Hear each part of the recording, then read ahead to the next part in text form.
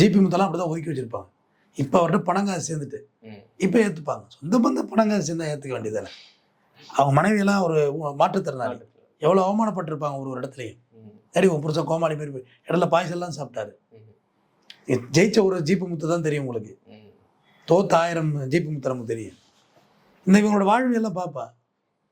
என்னைக்காவது அவங்க வீடுகளை பார்த்தா ரொம்ப ஏழ்மையாக, ரொம்ப ஆவரேஜ் குடும்பங்களாக இருப்பாங்க.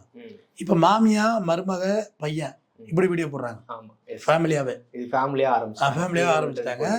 அது அது நான் பார்த்துட்டு இருக்கேன். அந்த குடும்பமும் விமர்சனத்துக்குள்ளாகும். ஏன்னா சேர்க்க மாட்டாங்க, விமர்சனம் சேர்க்க மாட்டாங்க. நீங்கள் நினச்சிட்டு இருக்கீங்களா இவ்வளோ பேசுகிறோம்ல, சினிமா நடிகர் நடிகை எல்லாம் பேசுகிறோம்ல, உங்கள் தங்கச்சியோ அக்காவோ இல்லை யாரையோ உறவில் சினிமா நடிகர் கல்யாணம் கொடுப்போமா? மாட்டோம். சினிமா நடிகையை கல்யாணம் பண்ணிக்கிறது வாணுவா? எல்லாத்துக்கும் தயாரானதான் நீங்கள் செய்வீங்க. இல்லை நான் ஒரு மிடில் கிளாஸான வாழ்க்கையை வாழணும் சார் அப்படின்னா நிச்சயமாக அந்த ஐடியாவே வராது.